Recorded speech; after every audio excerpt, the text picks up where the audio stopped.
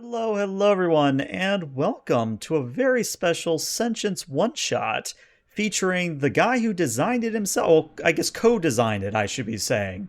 I'm really looking forward to testing out this system. Sentience is part of the Worldbuilders program with modiphius, and it features kind of an interesting take on AI and AI development. But I'm going to let the person who designed the system talk about that more.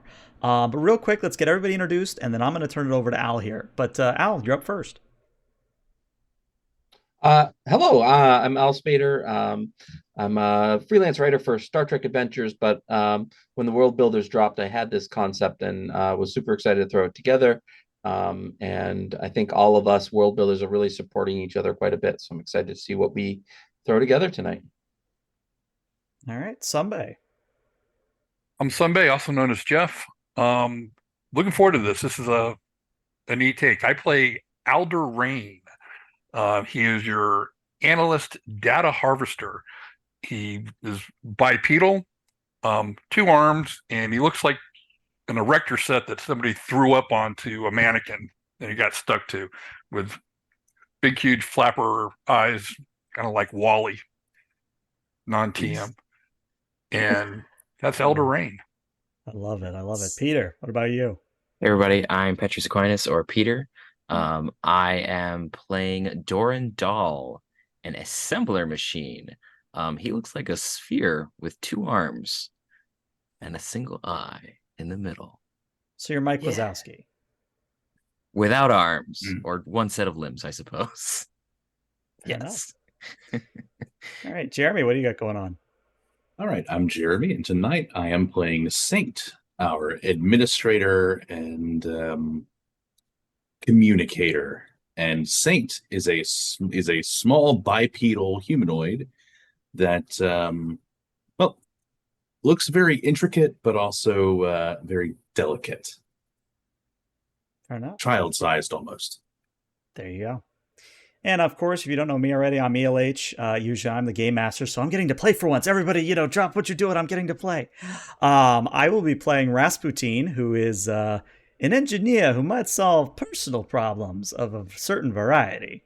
He kind of is kind of a beefier bipedal robot from what I'm able to tell. And he also kind of has I like to call it like a vacuum sized head where you kind of have like that part where you put the dust bag in and then you've got the two eyes up it from it. Either way, I'm just really excited to be able to play for once and support the World Builder program. So, Al, I'm going to turn things over to you. This is now your show. Awesome. Thank you very much. So Sentience tells the story of terraforming robots who randomly woke up with sentience one day. Essentially, humanity has left the robots behind to terraform a planet, and all of a sudden, a portion of the population gains sentience. And these are the stories of the robots who are now learning to live with their emotions. And specifically, we're going to set this about 5 years after the awakening, because once the awakening happened, robots, it was a lot of chaos as robots were trying to figure out what that happened and who else was a part of this. So 5 years after kind of gives us a little bit of area away from that chaos when the awakening happened. And so a couple things to know: the planet that we are on, it has a breathable atmosphere now. It's not sustainable for humanity to return yet. But if they do return now, they would be in a lot of trouble. We don't have a lot of plants, but there is greenery, not any other like real living organisms on the planet, except for maybe some microorganisms. So that is where we are going to start. And one of the things we always try to do when we start an adventure is to build community. And so these four robots have been gathered together as a social group. In fact, we'll call this a friends social group. So the four of you have arranged a meeting and to take part of this new interesting fad that many robots have been doing as of late. And that is taking a hike through the Rim Mountains. The city that you are in was built inside of a giant crater. Humanity deemed that as the safest place to start these terraforming efforts. And the northern wall of this crater has many, many massive mountains and whatnot. So I guess what I would put to you is, as characters, who maybe organized this little event, this hike of sorts? Who might be the one responsible for bringing everyone together to give this a shot? Tell me I think more, Saint. I think Saint might have done this. Saint Saint has been very lonely since the last team has left, and so sometimes administrators and organizers just really want to plan team building activities. It's literally programmed in. So it is time for our weekly meeting to plan our team building activity. How do the rest of you feel about that? Well, Saint, don't get me wrong. I like walking around up here, but why do we have to keep talking about synergy? I don't quite understand this synergy word. It's our new paradigm. I don't understand that either. Don't worry, I understand it for you. One of us is going to slip and fall. It will probably be me looking at the data I've analyzed because I am not very mobile. So I'll be the one bringing up the rear most likely. No one will be there helping me bring me up. Now, see, it's that pessimism that makes people not like you, Aldor Rain. Come on, you gotta be a little bit more jovial. Times like that, when I would be right there at the end, it's moments like those that'll be lost in time, like tears in the rain or something. Well, let's go ahead and do the walk. And as you say that, Aldor, you come to a map that has been laid out at the trailhead, essentially. Again, this has become a fad that many robots have been doing, and there are two paths at this trailhead. And as you are looking over the map, you can very clearly see that one of these trails is probably a bit more challenging, but would take a quicker amount of time to get to the mountain's peak, whereas the other one, it's not nearly as challenging, but it's going to take a bit longer to get to the peak of the mountain. So, Oh, what path do you guys want to try?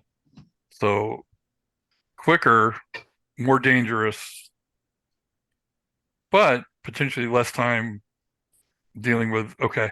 It is a team building exercise after all. So, well, we had two options. Gives us more time together. That's exactly what I was thinking. Looking at the data, that would be a great way to meet your goal. And also, none of us are truly high mobility units. I believe Doran the sags path is slightly. better. What's that, Doran? Doran sags slightly. What is his mobility? So we're going to attempt to go through the longer route and spend more time together. Mm-hmm. I think Yes. that's a good idea. Love it. So one of the things you know about this particular mountain, it's mountain designated 223. It's not the tallest peak in the Rim Mountains, but it is, it has a very nice overlook that you can get the full view of the city that has developed inside of the crater. So as you are looking at the map at the lower portion, the longer and easier trip, there are a couple of things marked on the map. The first thing is the stone maze, and the second thing is the tram. So those are probably some like milestones that you might meet as you are traveling up the trail proper. Now, did I hear you correctly? You said the tram? Tram, yes. Okay. Yes. And where you're standing as you're looking up at the cliff, you don't see a tram strung across any openings, but it definitely shows that it is further up on the mountainside. You actually answered my question for me. Thank you. Yep. And yeah, so it's a nice day currently, and you begin your trek up this mountain. Saint, any positive words that you want to give in the first 30 minutes of the trip? I am very glad to be here with all of you today. This is very important. Team building is important. I also look forward to seeing what the city looks like from above. And as you guys are traveling up the side of the mountain here, you do come to a part that's actually got a little sign that says the Stone Maze, and basically this is a series of large stone pillars that are pretty close together, but they've been worn down smooth by erosion, and this kind of like gives evidence that maybe before you were dropped off here, there may have been an atmosphere on this planet that has worn down a lot of stone here, and it's all granite, and it's very smooth, but it is a little tough to figure out which way to go. So looking around the pillars and whatnot, so that you're not turning back on yourselves. This is just a basic task. So essentially, we could have someone make an observing or analyzing task to plot your way through this maze. We can have multiple assists. However, each assist is going to increase the complication range by 1. So the way this works, those of you that are familiar with the 2d20 system, is you combine two sets of stats together. In Sentience, we use protocols, which is what your robots were programmed with when they were dropped off here at the planet. Then we use emotions. So it really encourages you to think about what emotion, how are you feeling as you are, doing these tasks. So I'm going to put to you, who wants to try to figure this out? Do you want to have assists? And how are you feeling? How are your emotions right now? I can go ahead and take a shot at it. Being an analyst, using the observing, and probably using my sadness emotion, because if I don't get this right, I'm going to be here longer than we actually need to. So I need to get control of the sadness to make sure I can beat that. So this is a difficulty 1 task. You guys, you don't start with any momentum in the pool, but this is a chance where you might be able to generate some. Again, if anyone wants to assist, that's okay, but it will increase the complication range because more people saying where to go gets a little bit more confusing. And for a program, mathematics, computers, an internal computer. Probably not coming into play here. All right. Like if you had geology or something like that, it would possibly help. Gardening. Rocks and plants are 2 different beasts altogether. I didn't say I was good at gardening. What about rock gardens? Are you going to try this on your own, or are you going to ask for some help? Well, it's a difficulty 1. Yep. And I get 2 dice. Correct. To start with. I mean, I believe in outdoor rain. I believe that you can do this. And also, if we get lost, it's just more time together. Somehow that doesn't seem very encouraging. Oh, Either boy. way. Oh, this hurts. So no focus.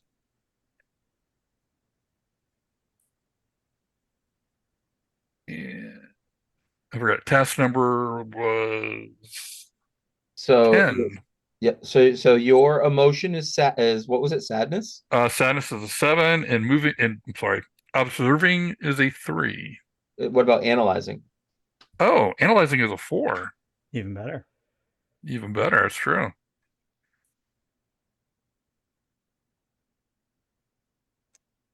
One success. I see 1 success. Awesome. So you're able to kind of like plot this path through the stone maze. It's once you look at a couple of the pathways that spread out before you, you think that you know roughly how to get to the other side of the trail as quickly as possible, so you're not stuck in there with all the team building stuff. I do appreciate everybody's help, but I think I have figured out a way to get out of this most expeditiously. Oh, good. I mean, not good, but good. I'm glad that Greatly you accomplished your appreciated. task. And you hear over some speakers like um a clapping soundtrack from like a 1980s sitcom. Yeah, so these mountains they have gone through a lot of change over the years. You do see like a couple of places where some rocks have fallen from above and things like that. But your path is relatively well laid out and pretty clear as you're getting to the top. But as you're about two-thirds of the way up, you do come to a little stretch where there's a gully, and there is a wire, a cable attached from one side of the gully to the other, and there is a tram attached to the line. And this tram is operated by a crank on either side of the line. So, who wants to go first? Is the tram on our side or is it on the other side? Currently, it's on the other side, but you could easily wheel it back to yourselves. So Doran kind of shambles over there and just starts cranking. Yeah, I mean it takes about a minute to get it back over to you. As it gets closer, you realize that there's probably only room for two of you in there at a time. You could maybe fit a third or a fourth, but it'd be tight quarters. Well, one of us is going to have to be on one end to crank it over.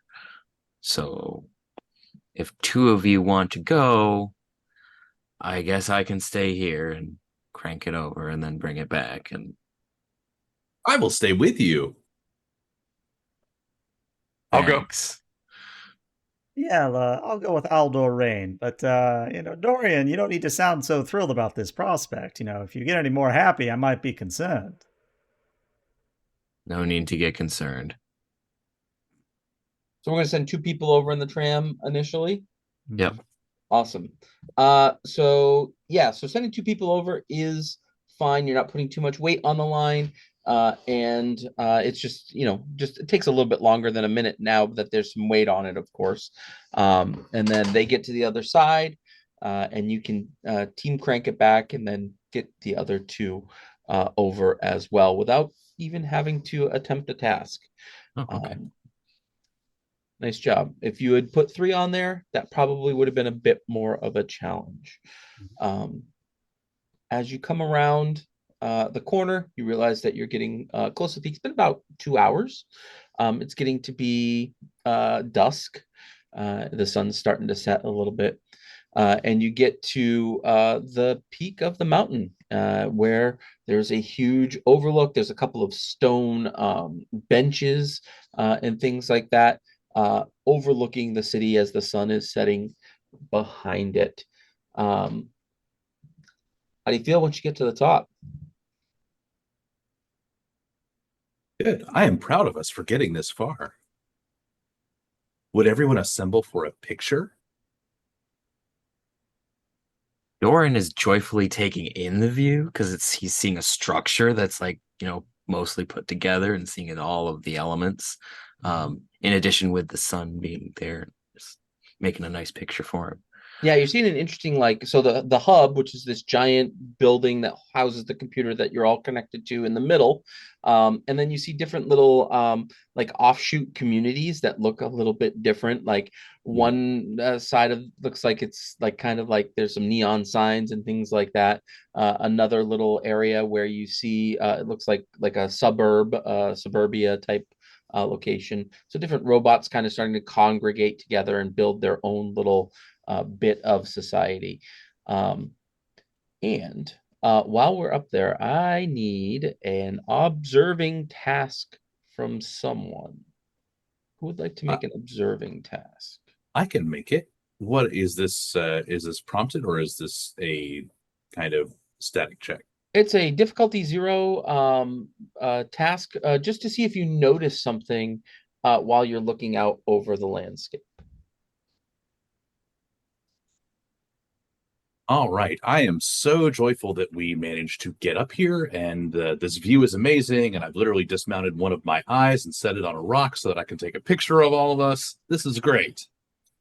So I will make that check against a Get 13. some momentum here. Remember to put focus as 1. I'm assuming 1s are still crits in the system? Yes, absolutely. Yeah, make sure that you always put at least focus of 1, even if you don't have a focus, or a program, I should say. Okay. All right. And am I observing something about the environment, or would insight be appropriate here? Insight does apply here. Okay. So focus will be the appropriate skill to Yep. Whatever that value is.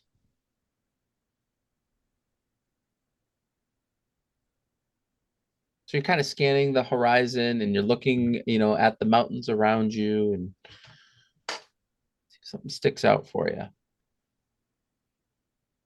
one success. One success. So generate 1 momentum, which is important. And I'll hold on to that for just a moment.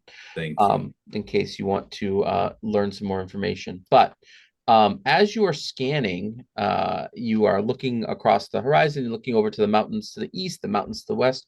You do notice that a little bit off to the side of the peak here, there is a large stone that doesn't quite match the surrounding area. It's a slightly different color, a slightly different texture. And it's not nearly as smooth as a lot of the rocks around you. Would you like to bank this momentum, or would you like to spend it to learn some more information? I think I would like to bank it, but I would like to call out to our analyst and request that they take a look. Hopefully their ocular sensors are better than mine for this task at this range. Absolutely.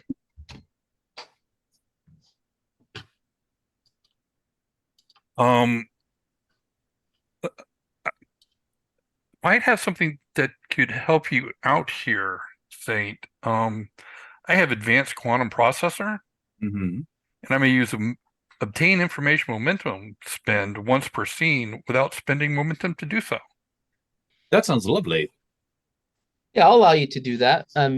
Because it's been pointed out to you, and you're looking over, gathering some data on this rock, and to you, like, your sensors are coming back that that's not stone, it's metal. It's metal designed to look like stone. I think we may have an opportunity to investigate something. Yes, I'm quite interested in why a metal-like object would be up this far. I mean, I've seen my fair share of metallurgy here in the crater, but this is new to me. In fact, how come we never noticed this before? I believe the only way we can answer that question is to investigate further. Oh, So maybe would you this will like- be one of those synergy things you're talking about.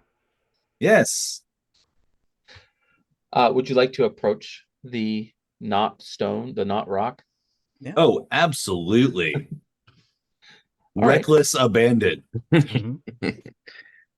So how would you like to investigate this thing? Well, if you'll allow me, Rasputin, looking at the sheet, does have a program of metallurgy and an architecture and construction. So I would like to try to figure out, A, what is this thing definitely made out of? B, how long it's been here? And C, how it got here. Because I'm already thinking it's artificial in design, but, I'm trying to figure out a lot of things at once. Yeah. Let's see. So there's one question I have about emotions, is that curiosity isn't an emotion, but where would you most settle in curiosity in this instance? Because I'm thinking maybe pride, I maybe think pride joy. or joy. Yep. I Okay. think either one of those fulfill. Curiosity was originally on the table, and I was like, I cut it because I realized it's not a true emotion, right? So I think, you can be curious and happy. You can be Mhm. curious and like, I'm gonna be using my metallurgy here, and I know my metallurgy, right? Hmm. So I think that the pride might also fit in. Okay. What is the difficulty? So let's go with a difficulty 0. Okay. Emotion plus either observing or analyzing, whichever I'll go with suits you. analyze. I think they're both 2. Yeah, they're both 2 for me. So, Okay. and then yeah, I think I'm going to use pride, which makes my target number total of 12. My focus range is a 2, rolling 2d20, and here we go. Just another 1 success. We're up to 2. All right, awesome. So as you are doing this, you are analyzing, like rubbing your fingers over the substance. You're getting a little bit of analysis from that. The metal that makes up this contraption is, I'll give you 2 bits of information. The first is definitely this is made up of the same type of metal that the human ships were that dropped you off here. Mm. And secondly, this is likely hollow inside. Now, for my theater of the mind here, this object is the size of a building, the size of Uh, us. we'll say 9 feet tall, probably 6 foot diameter. Okay. Yeah, I was imagining something much larger, but that makes more sense to me. Yeah. All right. So as I sort of analyze this metal, I go, well, that's quite interesting. Saying you were one of the last ones to see the humans, isn't that correct? Or am I misremembering? Yes, I think I was, particularly out of this group here. Well, my senses don't deceive me. I believe that this is perhaps some form of a life pod or an escape pod or maybe even a storage container. Can you open it? I don't know. GM, can I open it? Yeah, so as you are, I'm gonna, by the way, bank your momentum.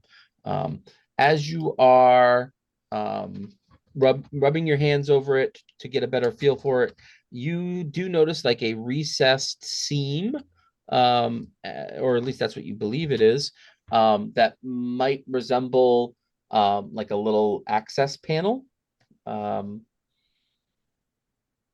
that you could probably use to try to open this thing up.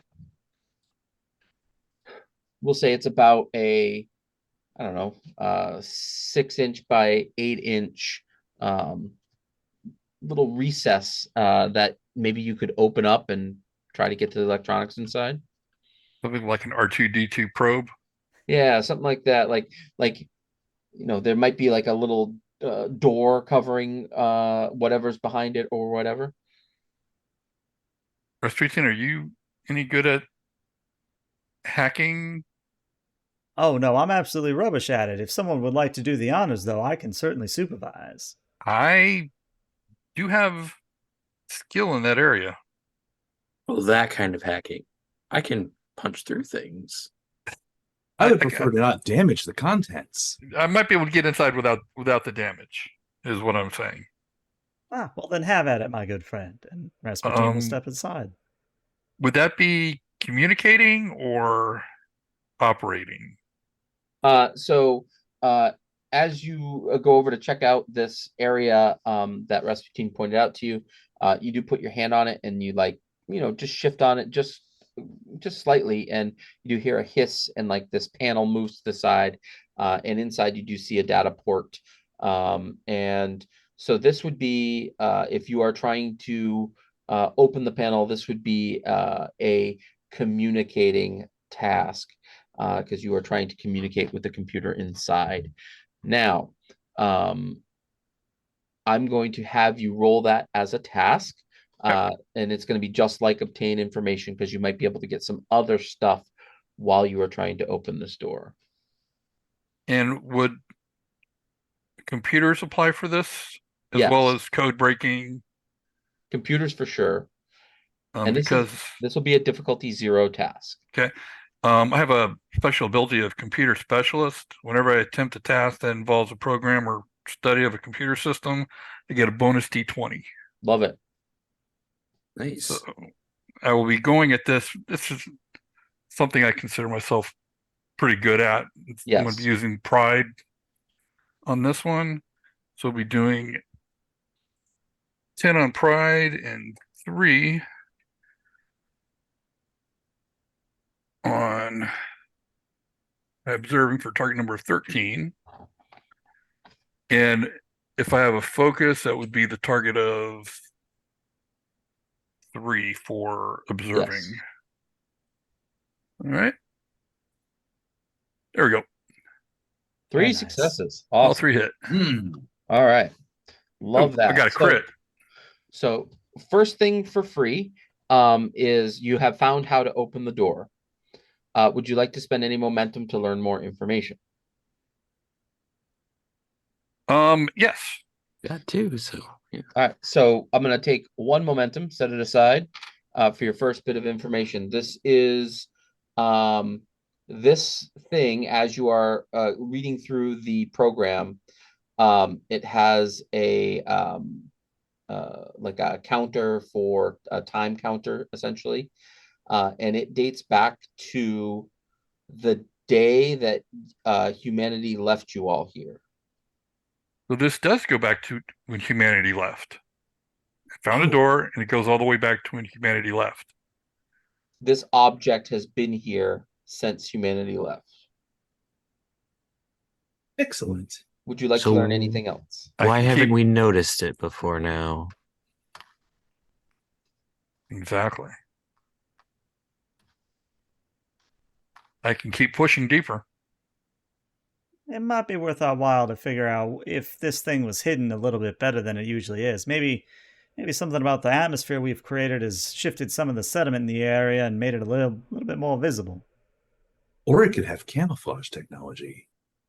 I'm excited to find out. All right, we'll go 1 more. Yeah. So as your friends are giving you a bit more information, is there a question you would like to ask, or would you like me to just give you some more info? Looking primarily in the areas of why hasn't this been noticed before? Did it just appear? So yes, this thing has a system on board that is it's called Hollow Cloak, and that system has stopped working for whatever reason. Now, this might be me just assuming things, and we all know what humans say about assuming, but perhaps this is some form of something called a duck blind, where they left someone behind to study our development? Oh, are there life forms aboard? I don't know. Can we sense that through the metal? You have 1 momentum left. You can ask that question, or you can bank it. I say we ask the question. That's the question. I was just gonna reach up and knock, Yeah. knock. Asking That the also works. You question know what? could I like involve that idea opening better. it. Let's Yeah. go with the knocking. Bank it and open the door. So All right, bank it, open the door. all right, you open the door, and inside you do see about a dozen computer screens and some wires and tubing and whatnot. The computer screens all have different what looks like charts on them. It appears to be recording something. There is a what looks like a box that's about, I don't know, 1 meter wide. It has a little piece of glass in that box that has, it looks like it's covered in frost underneath the glass. Human. I I'm like gonna walk their right up. styling. What's that? I like the styling. It feels very comforting to me, all the data screens. There's room for about 2 people to get inside here comfortably. And as you are looking at the screens, it becomes very apparent that these are monitoring biosigns. I walk right in.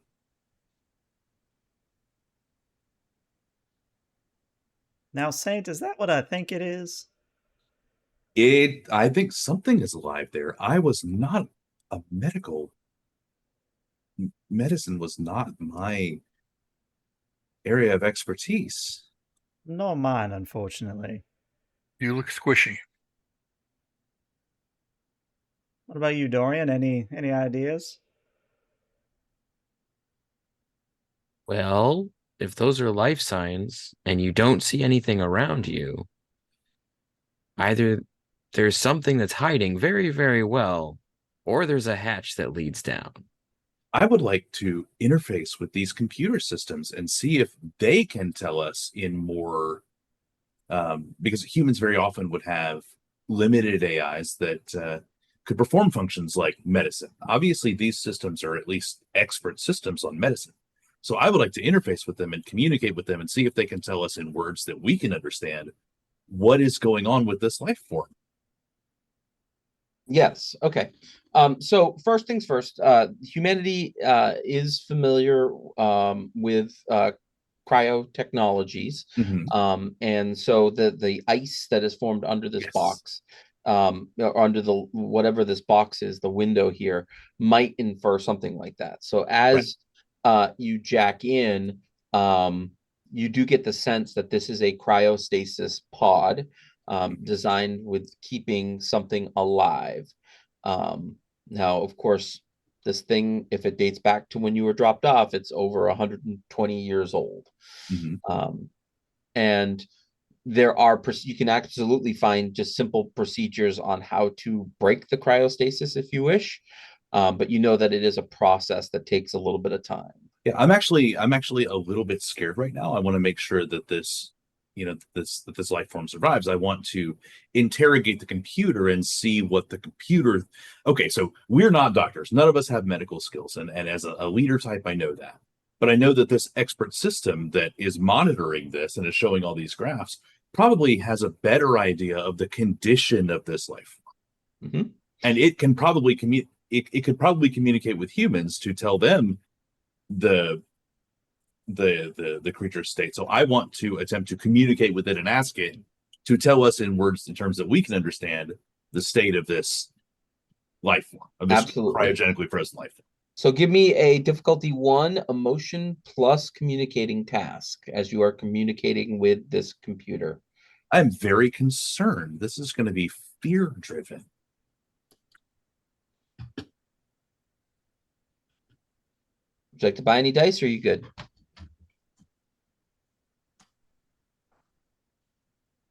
Curly's sitting on 3 momentum. Yeah, I'll buy one. Just do it. And I will use diplomacy, leadership, or persuasion, since I'm trying to talk to at least a limited AI to convince it to give me information. Or insight. I would go better with insight than anything. Not a problem.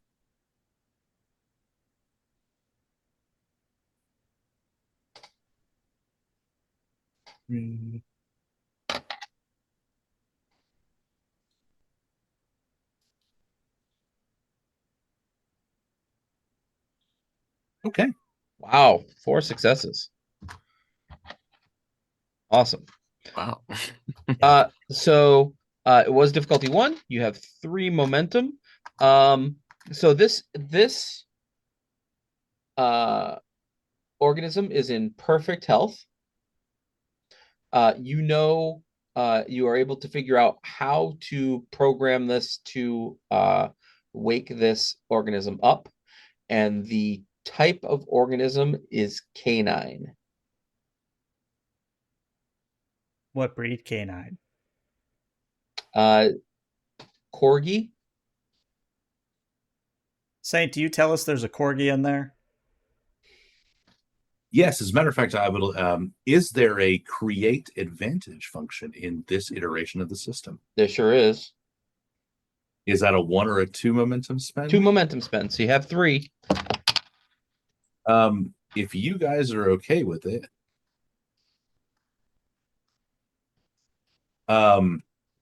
Oh, and I just earned a bunch of momentum too. I Right. think. So you have Yep, three yep. three momentum floating. So the floating momentum from this check, I would like to spend 2 of those to basically have communicated with the systems aboard this craft such that my team will have a better time interacting with them, and my analysts can better get the information Okay. from this system and from other systems. See, So we'll so call that now the guy. life pod knowledge 1. So for the rest of this scene, any tasks to interact with the computer system here are reduced by 1. All right. And we'll put 1 momentum into the bank. There's a small canine aboard. I understand that humans thought this breed was particularly cute.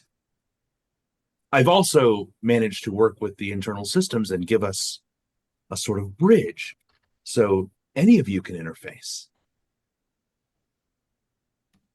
Now, when you say cute, can you define what humans would call cute? Because in my definition of cute, I'm thinking a big canine with a large fur coat and perhaps some pronounced canine teeth. But other people and other, sentient life forms might define cute as something smaller and more pudgy. I will generate a hollow image of a corgi.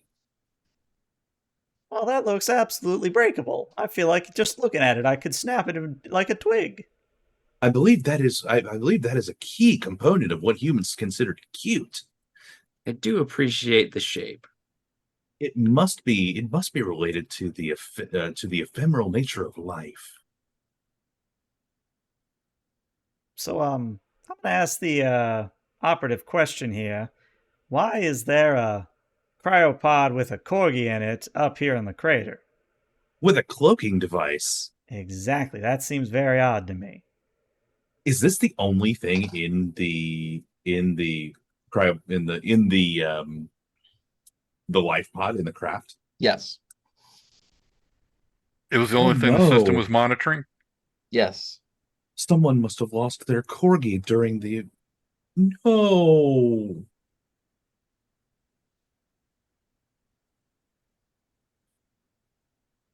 I'm not an expert on atmospheres. Is the current atmosphere capable of supporting canine life? So yes, so the point of the terraforming process is you're about 2/3 the way through. You have a breathable atmosphere. There's not enough plants currently on the planet to sustain an entire population, but one single organism could probably do just fine. I do think central planning will have to take into account additional cleanup Yes. of waste and discarded fur. Very possibly. This would be an excellent task. So we are on the same page here. We are going to be waking up this corgi. Or at the very least, taking it back. We don't want it to sleep forever. No one's going to come. Well, probably in its lifetime, no one's going to come for it. But if it's frozen, its lifetime is on pause until it's awakened. What is the condition of the cryogenic system? Green. Well, you've as you've both been inside the computers here, I mean, you know that the hollow system has already failed. Yeah, that's my concern. Do you think the hub should be made aware? First, let us assess the condition of this pod. We have an engineer. That is look true. around at the I can pod. fix anything.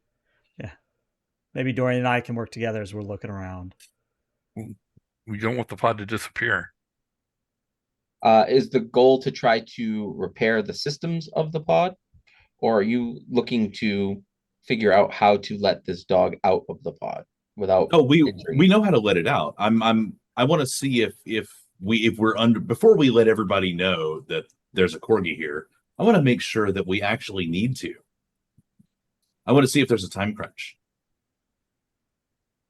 It's reasonable for me to assume that, since the holoclone broke already, that other systems are going to fail. But I'm not an engineer. Absolutely. Doran, you want to investigate that? Yes, I would. All right. Give me an emotion plus. Let's do observing.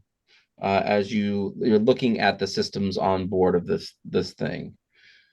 I guess you know what I could use operating as well if you're going at it with some tools. I'll use observing because that's better than my operating. Okay.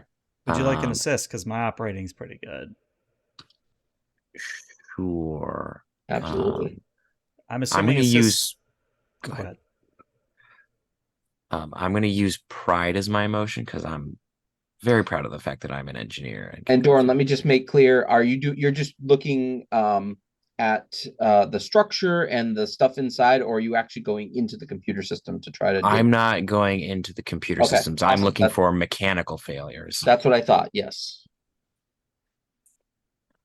So this is a 13 focus. And Al, I assume that assisting is the same in Star Trek, where it's just one die. Focuses Yeah, still apply. absolutely.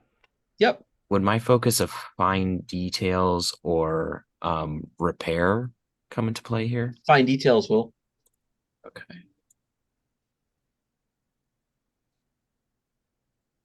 Okay, and then my I did that target right? number is going to be a 12, but I don't have a focus on this one. All right, total of 3 overall. So 3 successes. All right. So you're pretty like you find some of the power supply couplings that go from the little fusion reactor that powers this pod are starting to crack. And you notice that there is a power flow problem to multiple systems inside the pod. Well, it appears that we have a power issue. You Does could this look like probably something fix I it can if you could get repair it quickly, or not with the materials you have on hand, but you could Okay. fetch some and repair it if needs be. it's not something that I can repair right now?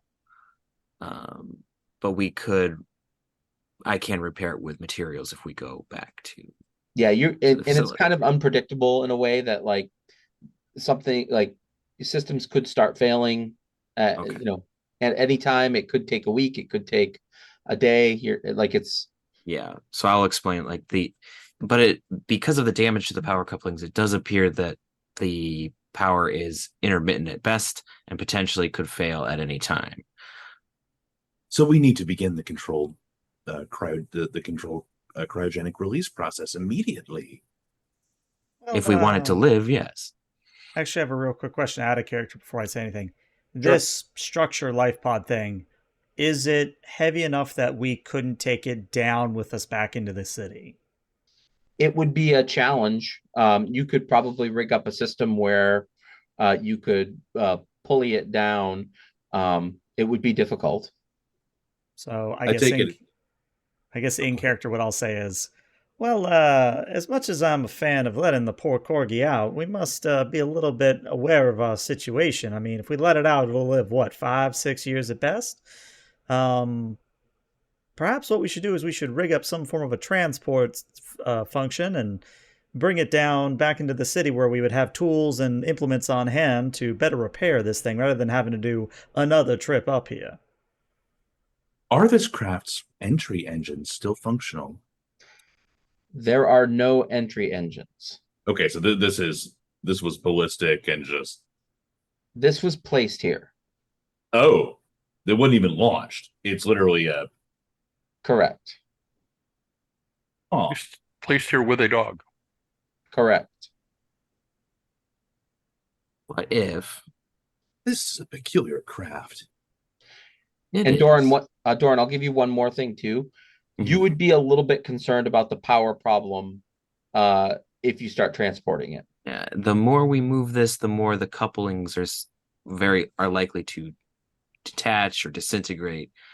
I might suggest that we do a combination of these two ideas. If we let the corgi out to prevent power failure and killing it, but then return the pod so that we may repair it without having to traverse out here every time we need to repair it. And upon completion, returning the corgi to said cryostasis so that it does not live only a short period of time. Is this particular pod capable of repeated freezing and thawing? I mean, you could probably fix it up so that it would be able to do that, as long as you fix the power problem. Well, before we go to that extreme, our internal power, is it, do we have extra? Do we have to recharge So at night? Do we have? Yep. So all robots do recharge every few days. They have charging stations. It's mostly contained fusion power throughout the city, but your batteries, while extremely efficient, they do need to get charged every few days. Could And there's not we? sufficient overage for us to power the cryopod ourselves. Right. I think that's where. Okay. I mean, it's making Well, I'm power. The guessing. problem is it's not really distributing the power. Right. The Its system. reactor is working. It's just not getting from the Could reactor you to the fix systems. the distribution systems? And then if that fails, there has to be some type of emergency failsafe that would automatically begin the thawing process. No? That's I assuming don't that the know. power stays intact long enough to engage the failsafe. Right. There might not be and I don't know how long this system was designed to last without any maintenance. Well then, what would be the protocol for finds like this? That was my supposed question. to Is do. like, what are we told? What are we programmed to do when we find something like this? So there are currently no protocols that involve anything of finding human stuff. There are people that claim that they've been collecting debris that humanity left, that are signs of humanity's return and such, but there has been no protocols set into place. This is a very unique and different experience than what you were designed for or could even imagine participating in. Would it be a reasonable thing to do to radio back for help, or do we think that would be a negative, dangerous, or otherwise not good thing to do? It could be a good thing. It could be a bad thing. There are people there are robots that are afraid of humanity's return. And so this might be something that is very scary and off-putting to them. They may try to destroy it. They may try, you know what I mean? And then there are others that are very excited for humanity to return. So they might take this as some sign from God or something like that. So,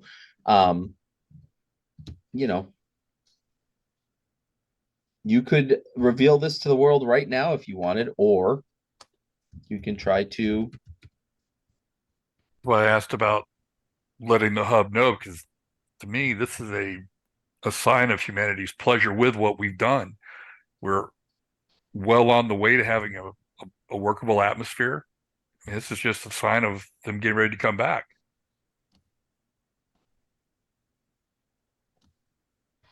Well, Saint, you are technically the supervisor here. What would you have us do? I am worried what some of our misguided brethren would do. I think we should try and get it home ourselves. Do we think we can? It would be a challenge. Well, I suppose that depends on which route we take back.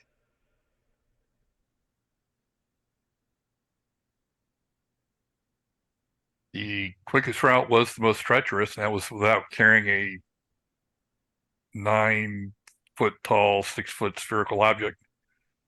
So I'm hearing we take the long way again. Yes. And are you going to try to bring the pod or the dog or both? Both, I think. Probably pod. Dog in cryo in pod, maybe, or release dog. Well, the pod right. may fail as we move. Yeah. So I think release dog, and then we carry the pod with us. Yes. Is that the plan? Yes. All right. So who wants the honor of releasing the dog?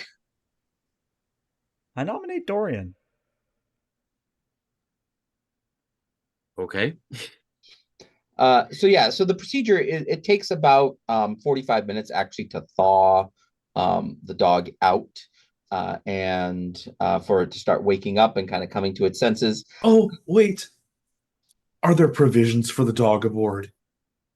There are not currently. Oh no. We need It- dog food.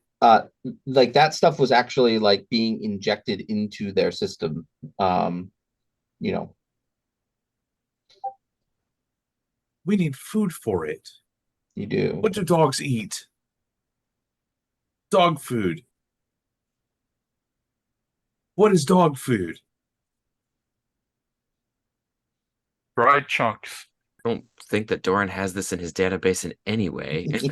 Same with No. Rasputin. I got nothing. Well, it's in perfect health right now. You can try to search for dog food on the way home. Yes, we need dog food. Out of character question. Are there Yes. fauna? Yes.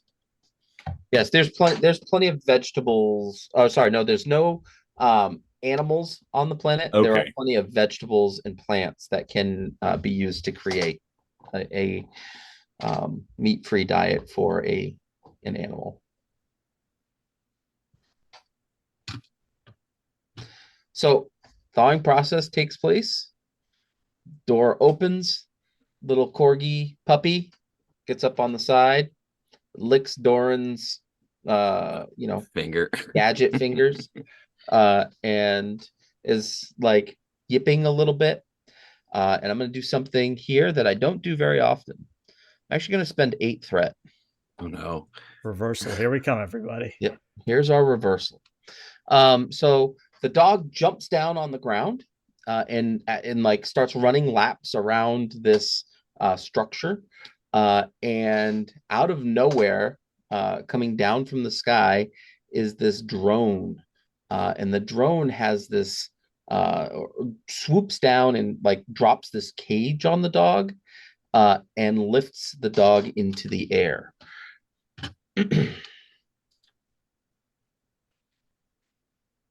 Okay, I know this Uh, is going to be a very strange question, but hypothetically, I have a nail gun, right? Yep. How thick is the cable supporting the cage? So it's not that thick. I mean, it's like not monofilament, but it's a carbon fiber filament. That's just a typical cable that is used here on the planet. The only part that is worrisome to you would be like if you miss at all, you could hit the dog itself. Mm-hmm. Question. Yes. How big is Doran compared to the other machines? Just normal. I wouldn't say that he's the size of a truck. Right. But even a little bit bigger than a human chest, maybe with some arm Okay. appendages. Okay. Are you thinking that I throw you like a certain Wolverine?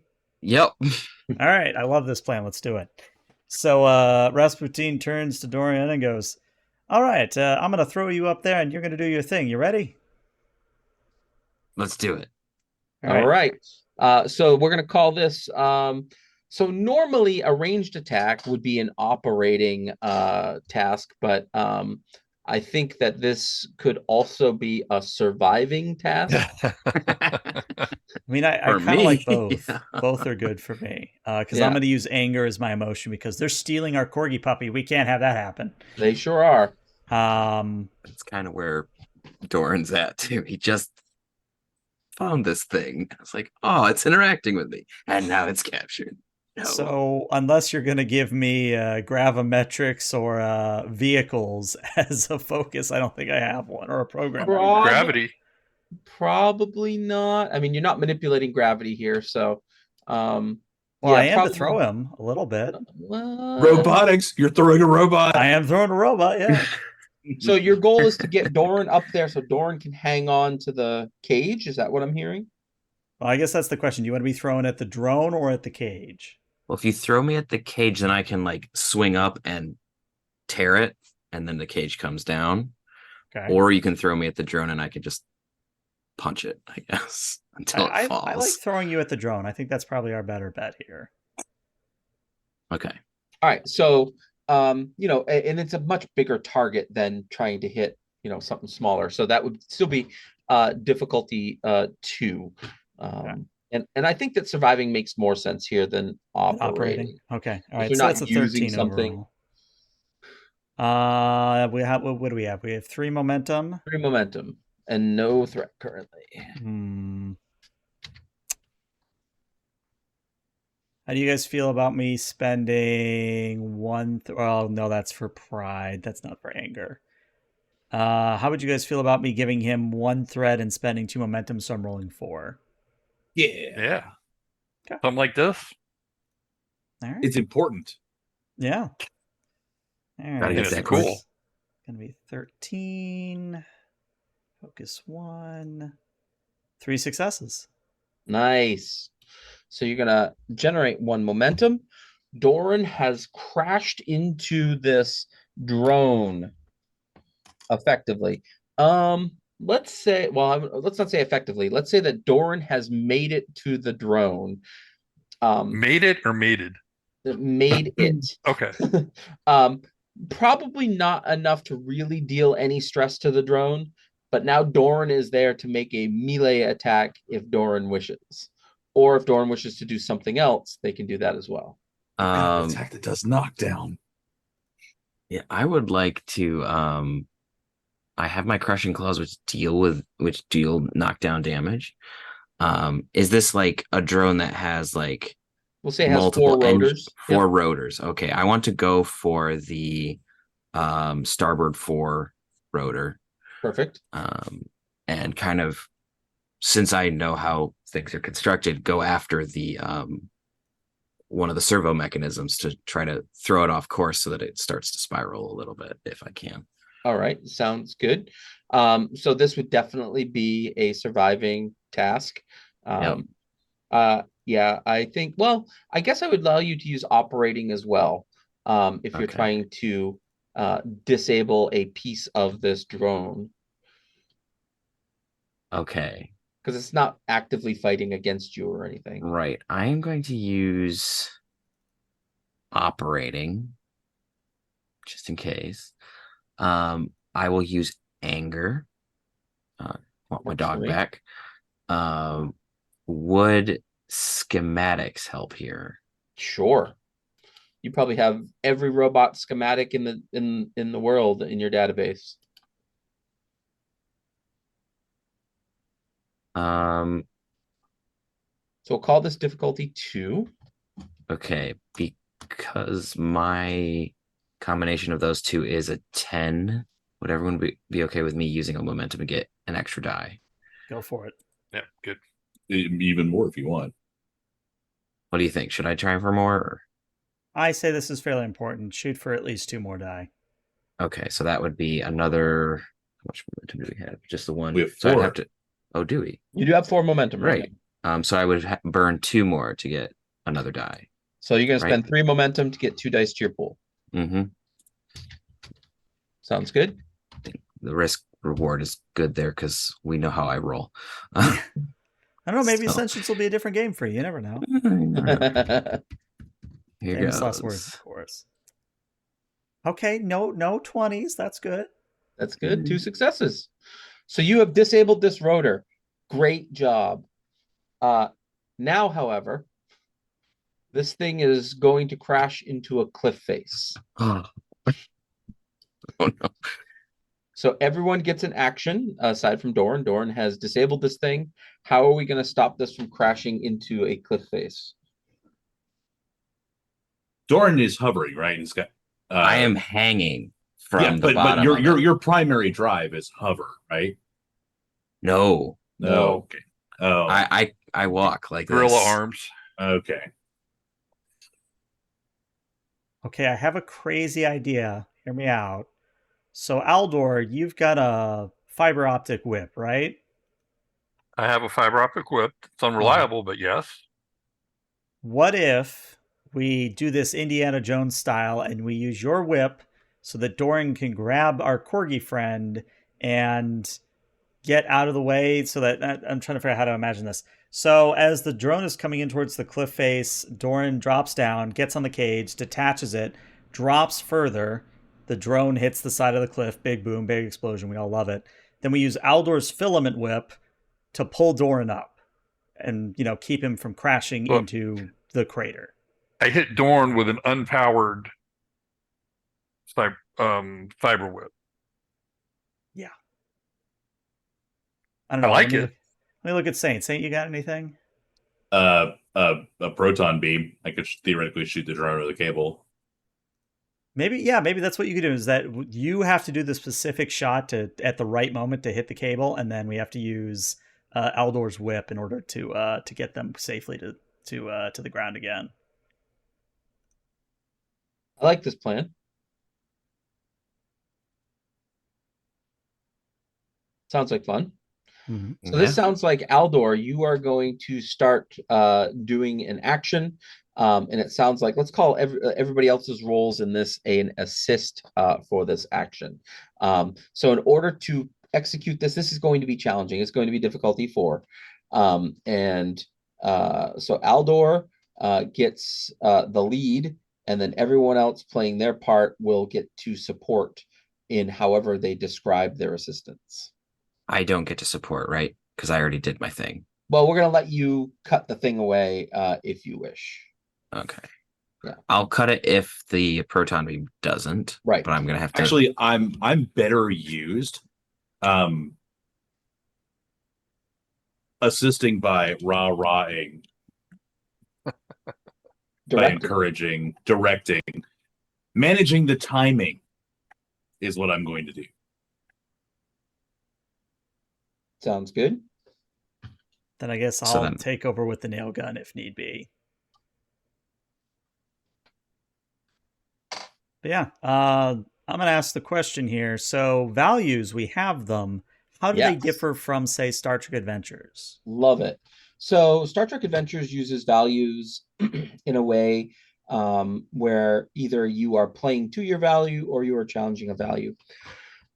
Sentience is a little bit different than that. You can use it for a lot of the same things that you use it for in Star Trek Adventures. So you can take a die in your pool and make it a 1, for example.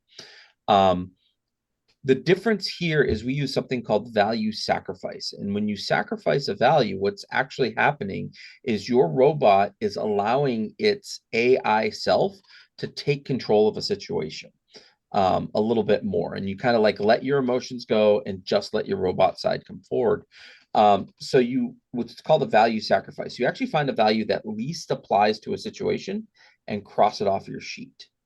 If you ever reach 0 values, you revert to being an artificial intelligence. There are mechanics in the game to recover values, like recovery centers and things like that. Kind of more risk reward. I like it. Yeah. So, Aldor, with your whip. Yes. The protocol would be... I would call this operating, right? You're using your whip. Right. Right. Operating, and I am going to...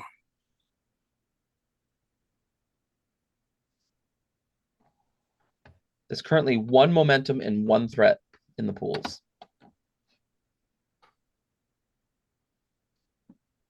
And you will have assists from the 3 others as well. Right. Because operating is a 1. And trying to figure the right emotion. Because this corgi is I'm looking at this as being assigned from that the humans are returning. I don't see this as just coincidence that everything's going down. But that does make me a little bit happy and joyful. So we're looking at target number of 11.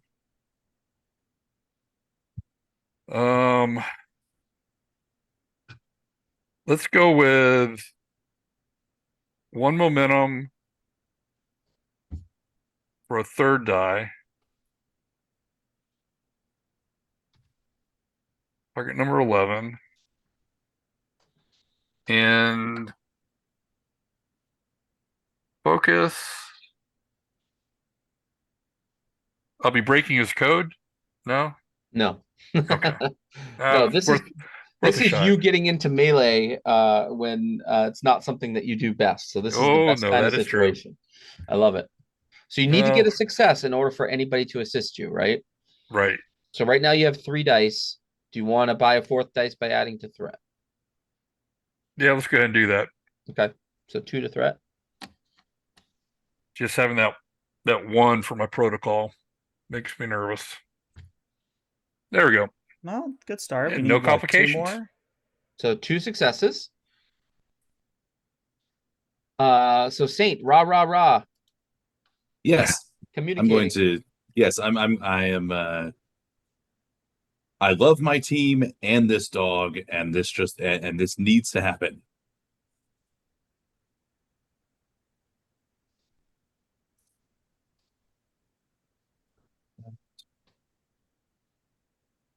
One.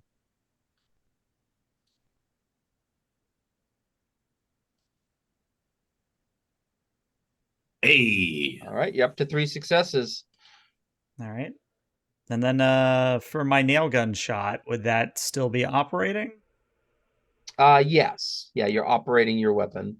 Okay, because I have a very important question here. I have primary protocol operating. When this adversary or character attempts a task using operating, add 1 additional success. Does that count for assisting? I don't think that's actually in the rules. I'm going to say yes. Okay. Yeah. Cool. I love it. All right. Well, again, I'm angry. They're stealing my corgi, so I'm not thrilled about this. So my target number will be 14, and if you'll give me construction or metallurgy, because I have to know what the cable's made out of. Construction too. I mean, like, you know how things are built. Like this is a common crane mechanism, Okay, I'll take it. All right, so that's target number 14, focus of 4. So I'd still get you the one you need using Yes, primary 'cause you protocol generate operating. 1 additional. So this is 4 successes. And just to put the ice on the cake, see if we can get some momentum back. Or Doran, do you want to also snip the cable at the same time as the nail comes flying through?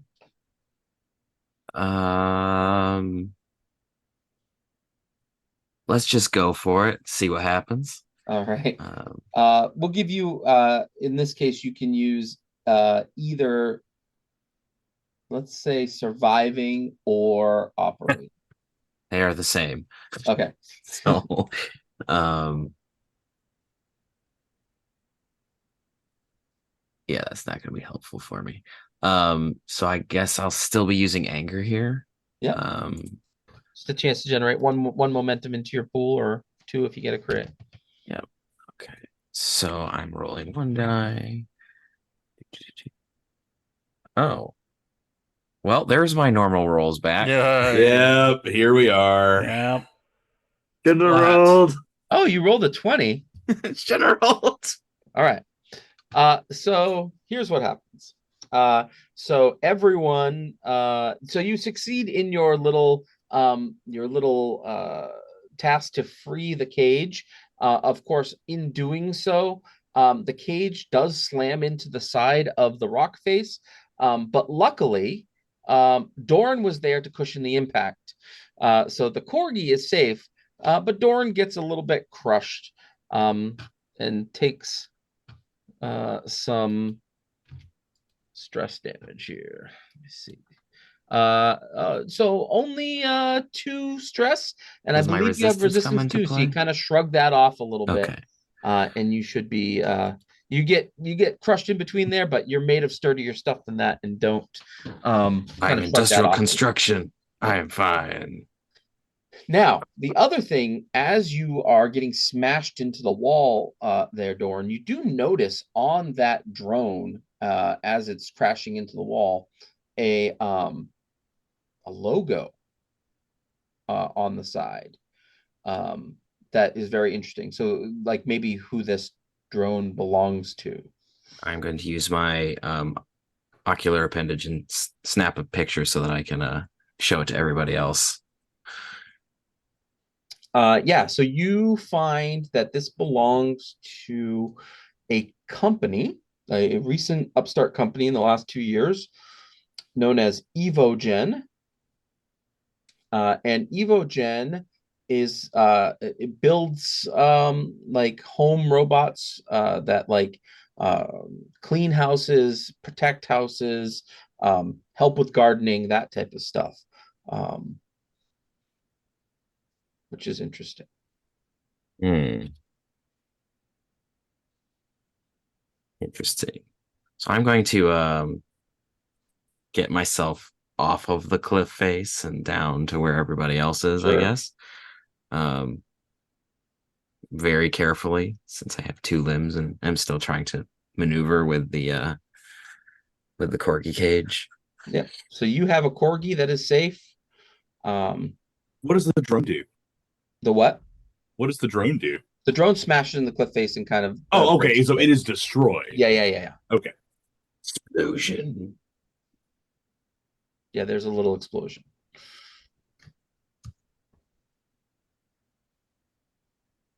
And then you can let them know about this company logo. That's very strange.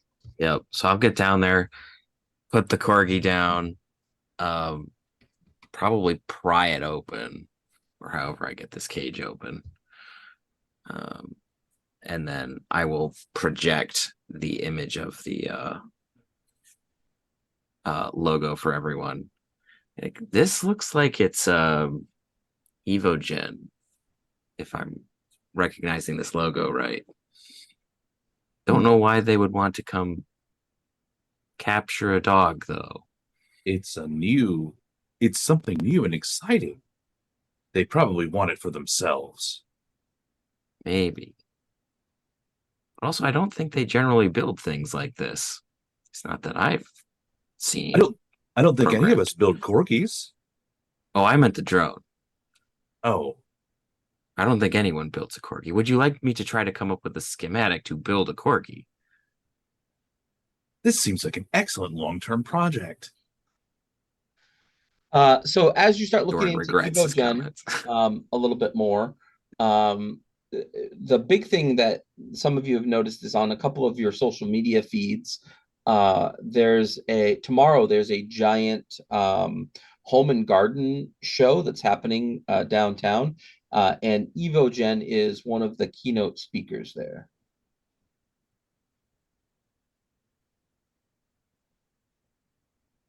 One of us should probably attend to see what type of offerings that they have, potentially new offerings based on recently found technology or You think biological. that maybe they planned on using, and I assume the corgi's kind of like going back around and doing things. Something to do with this? Possibly. Maybe we should get back first. Yeah, Are I we mean, you s- can be having this conversation as you're going back down the mountain. Are As we we're still taking the taking a probe? pod with us? I That would will like to do that. that would take you a long time. You could probably get the cryostasis thing out of the pod. That might be a But- little bit easier. But the pod might have data Mm-hmm. about the humans. You've dug into that computer system and found pretty much all that Oh, you okay. can from it. Can Yeah. I Okay. download that data? Yeah. I will download that data. We have made a backup.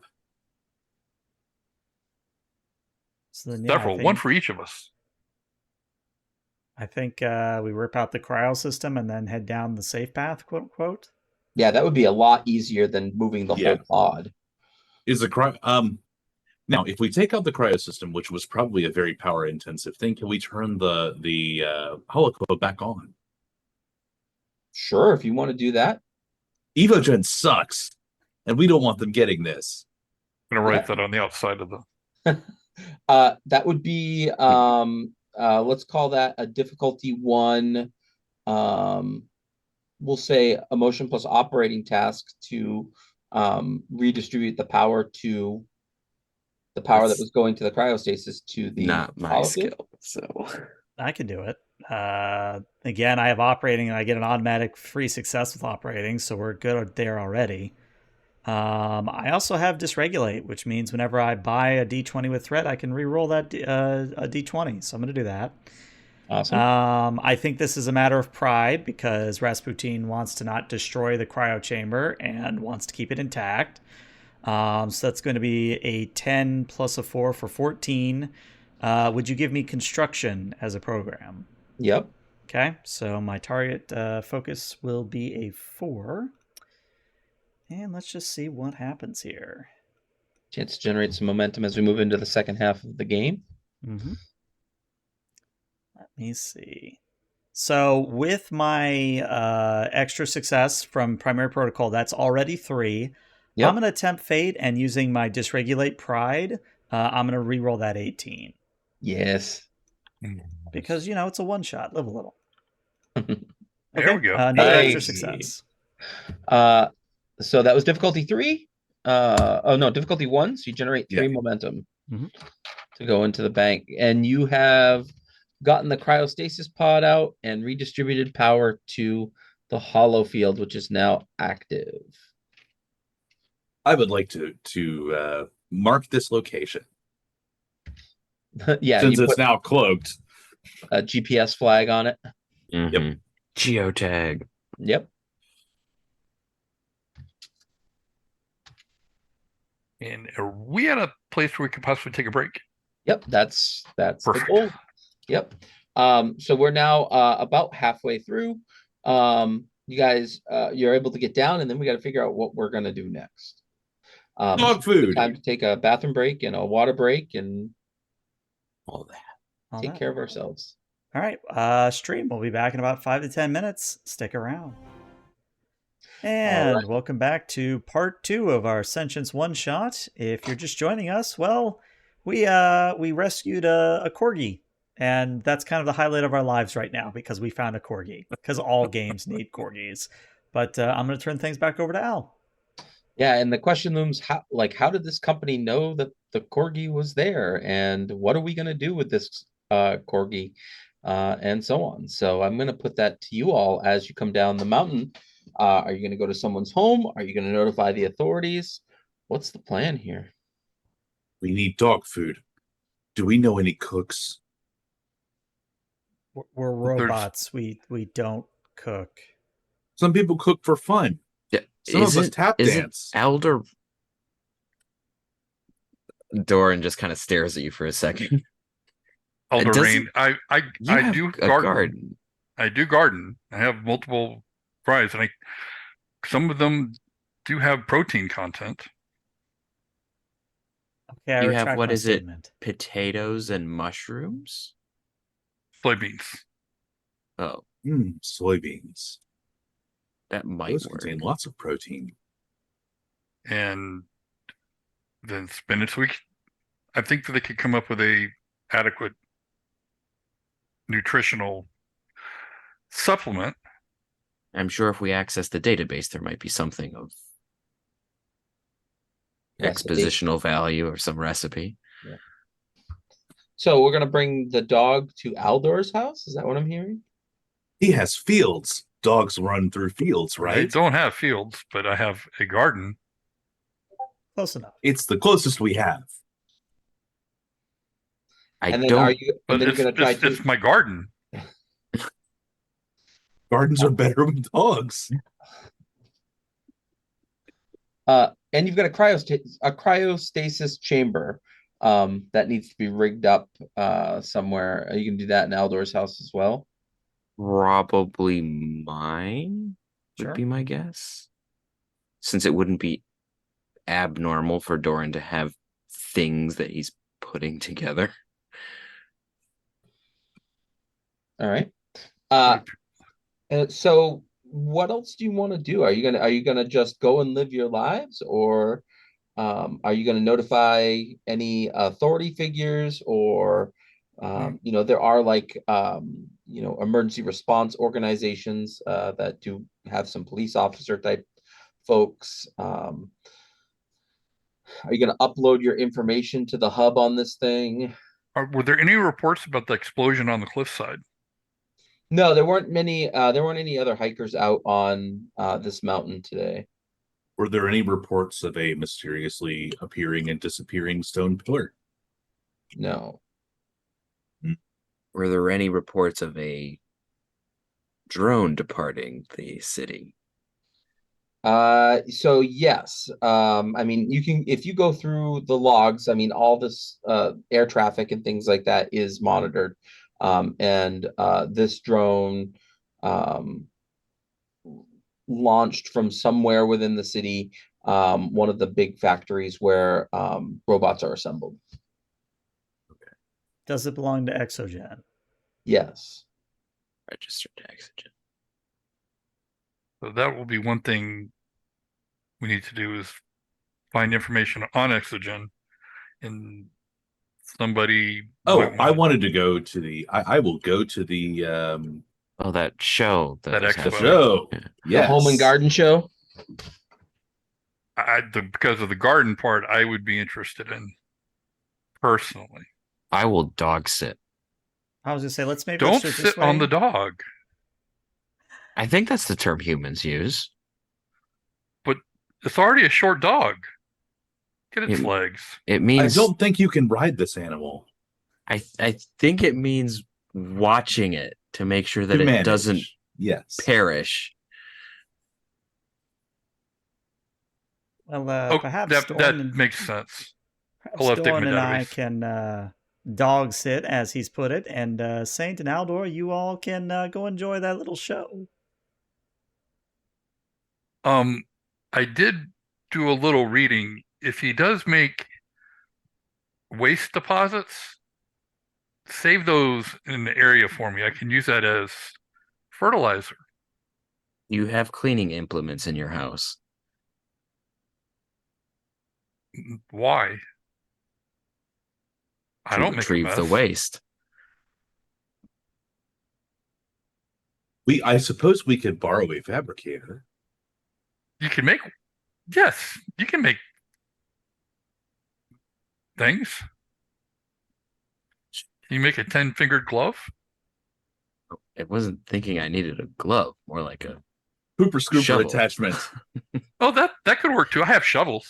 I have gardening implements you could that should hopefully make work. use of. And you What could about liquid waste? That you can just, as long as it's not in my house. What if it's in your house? Well, there are drying implements you could use. Okay. Don't have to worry about infections or anything like that. Keep them off the keyboards and wires. They don't look like it, but they can jump from what I've read. So we're gonna fast forward to just for time's sake to the Home and Garden Show, and then we'll get to the doggy sitting momentarily. The Home and Garden Show takes place at this old warehouse, and there's dozens of tables set up with different companies selling things from like giant garden rakes to Reiki stones to different types of plants and vegetables and things like that. And there is one booth that has an EvoGen sign hanging over it. It even has the same logo that was seen on the drone. There are currently 2 workers at that table, and they have piled behind them a bunch of boxes, 2 separate sizes, and not a lot of stuff out on their table at all. Is this before or after the speech? Because one of them was a. This is before the speech. Okay. Well, do we want to interact, or do we simply want to observe and wait for the speech?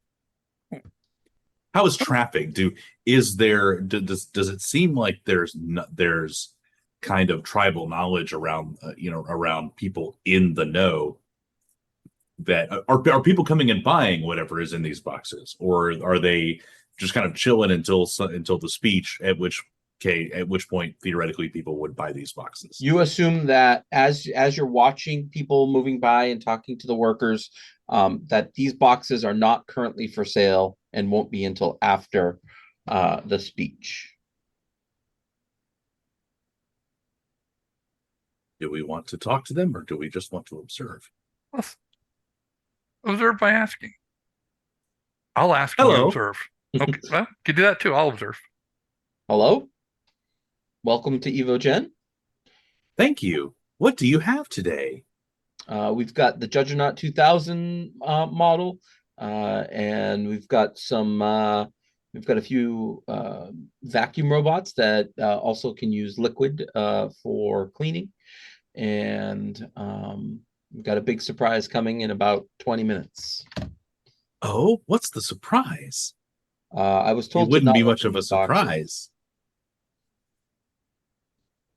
We aren't allowed to open the boxes until after Doc Salon does his presentation. Oh, tell us about Doc Salon. He's the imaginator of the company. Like, all of these robots are his design. He specializes in schematics and such. Yeah, he's a brilliant man. Excellent. Thank you. Anything else, Aldor, that you want to throw in? I was observing. Now, can I ask? Can you observe? Yes. Okay. So of the other products that you have, you said the Juggernaut 2000? Juggernaut, yeah, the Juggernaut home Juggernaut. defense unit. Yep. Oh. And what's the surprise? We were told to not look in the boxes until after the big reveal. Apparently, people are going to be dying for what's inside. With the robots. What? Why would we want to die? No, they're excited. There's going to be excitement. We're building excitement here. Everyone's going to want what's in those boxes, from what I hear. Oh. Oh. You were saying, I get it. The excitement is to drive up the price. They keep the mystery box until the big surprise, and then they run out to try to get it to drive up the price. Yes. Not bad. Yes, but we produce quality robots. Yeah. So the range of products that EvoGen does, do they do drones? Like security drones or security drones, transportation drones, capture drones? it's not something that's in our that we sell. Oh, okay. It might be. It'd be a good thing to put in boxes and drive up the price. I'll pass the word along up the chain. Yep, just something to think about. Unfortunately, I just peddle stuff here. Is it the same thing in all the boxes? Well, there's two different size boxes. I assume it's two different things. How do you know? I don't know. I assume that it is. But what if you sell something that's an empty box? That would be a surprise. That would be, but would it meet the? See, how do you know it's not empty? I don't know. I mean, they were pretty heavy. I mean, that's it could be a bunch of parts. Is that what they're selling? It's just a bunch of parts? Could be. Schrodinger's bot. And as your conversation is going on, you notice people mingling more and more and heading towards the front of the room, where there is a little stage. And you start hearing like this classical music over like these really shoddy speakers. And coming in from a side room, wearing a white lab coat, is a very eccentric robot. And it is being followed by a delivery bot that has two boxes, just like the ones at the table. And he comes up onto the stage and says, "My friends, since the awakening, we have questioned both ourselves and our creators. We have tried to create our own lives, how we see fit, and still struggle to connect. EvoGen has always strived to make this transition into being sentient easier for all. Now, our newest line will enhance our ability to connect.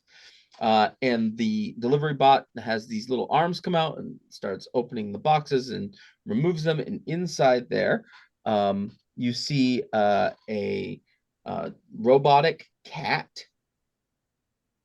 and a robotic rabbit.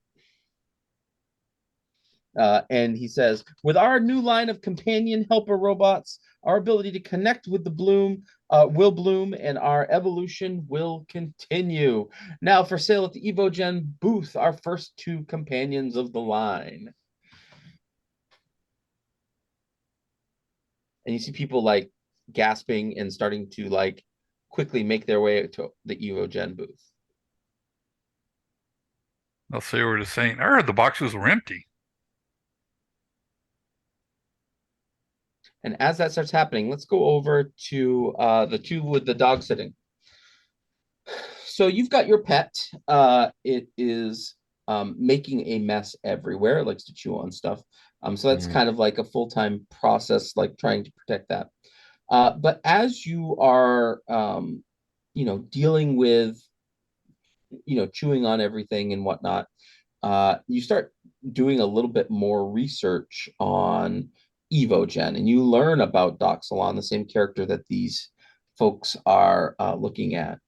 And you learn some interesting stuff. Like he has been around, he's well known. Before he founded EvoGen, he had published some works on robotic evolution. He's been one of the first people to really start talking about how sentience has kind of taken root inside robotic society. And then his latest entry was talking very much about humanity and its connection with pets, and how pets essentially caused the next level of evolution for humanity. Like when they domesticated dogs and horses, it really started this brave new future for humanity. And he's really into that type of stuff as you are just hanging out, playing with the dog and doing little bits of research.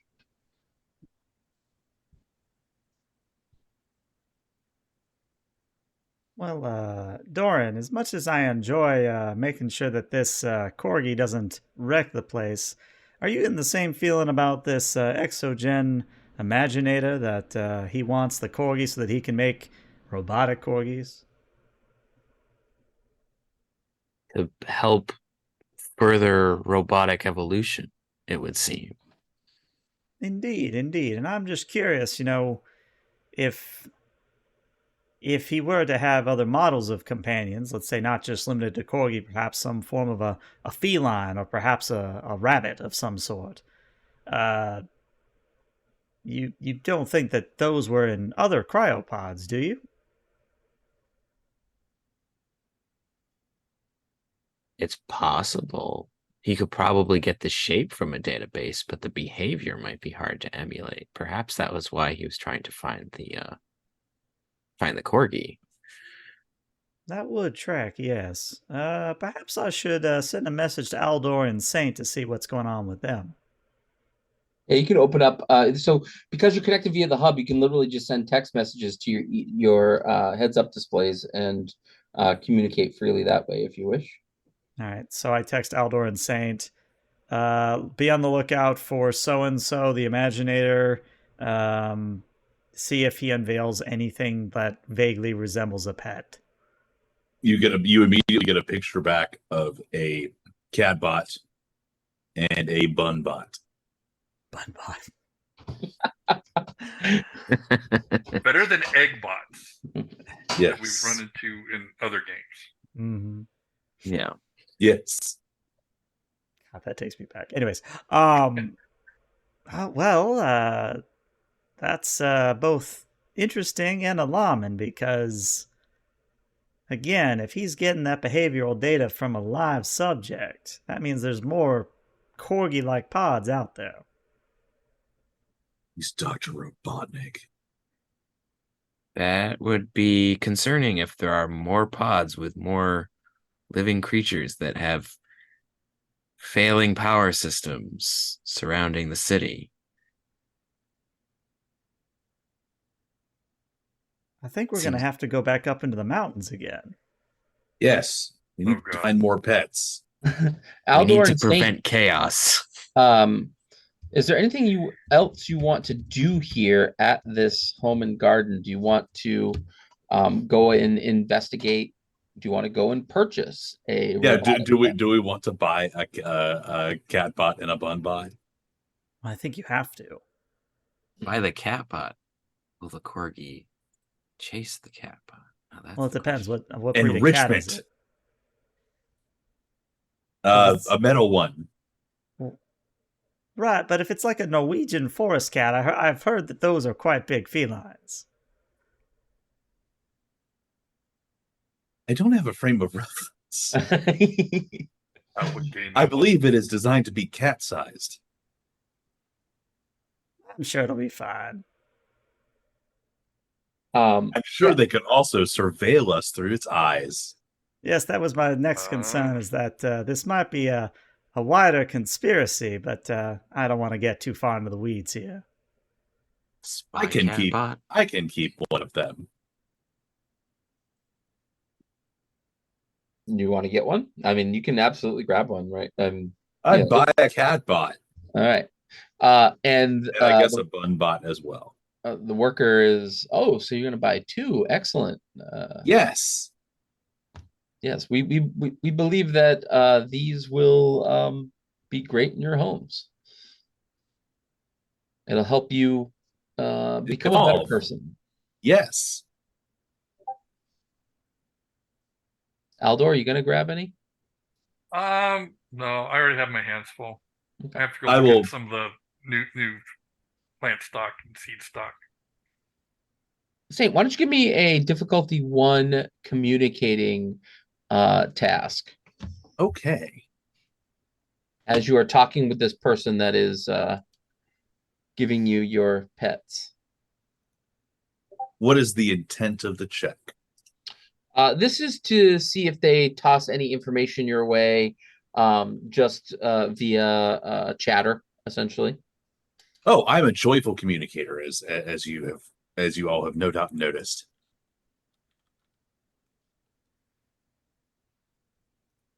I'm excited for these pets and for all of these things. Let's see. Rid of Aldrin. And this would be diplomacy or persuasion or insight. Probably persuasion.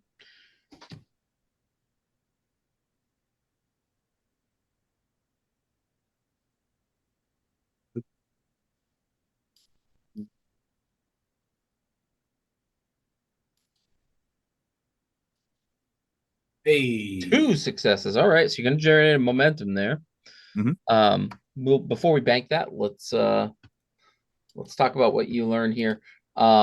So just in conversation, you do hear that the robots are the parts are built at different factories and then are brought together and assembled in another location at another factory. So there are multiple factories which these things are built from.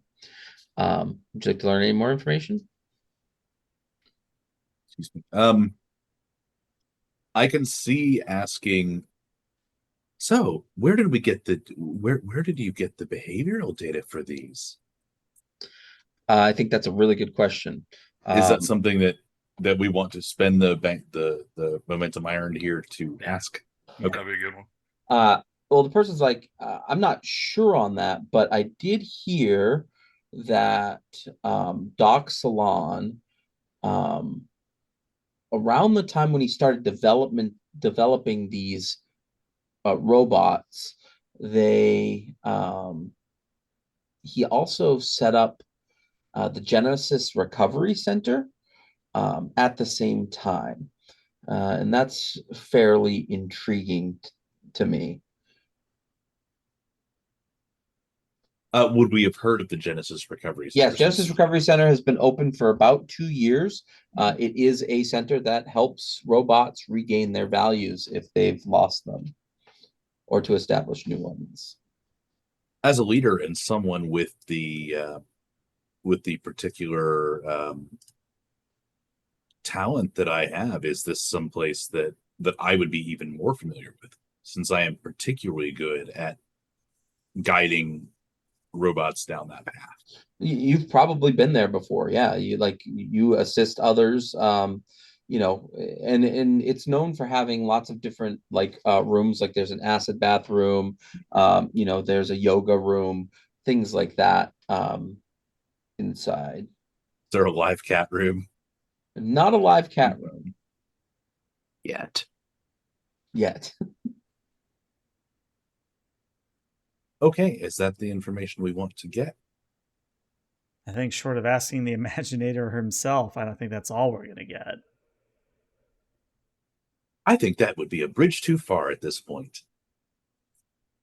Yeah, and as you get that over your comm, you notice that Salon's no longer up on the stage, and looking a simple scan of the room, you don't see him anywhere. Okay, we are, unless there's something else we need to do here, we are on our way back with a cat bot and a bun bot. And some more high protein legumes and other relevant plants. Did you use one of the printers of the con to make a pooper scooper? That's what I thought they were making. Did you pick up they're one of sitting. the vacuum bots that also has the water mode Ooh, for mopping? That Stop would that help clean up that would help. messes. That I will do. That's why I put it there at the table for you. That And went right by that. and Exogen won't use this for any for any nefarious purposes. I can take care of some. Might be able to fiddle. So you get back together. You share your information. Do you want to do anything with that information? Or do you just want to play with your puppy? So I guess it comes down to the fact that this is a one-shot versus a campaign, because I think this is an excellent setup for a campaign against Exogen. But for the purpose of a one-shot, I don't know that we've got enough time remaining to just go on some wild caper, is my concern. You've got the only lead that you have right now is that this person, when they started coming up with this idea, also built a facility for value recovery.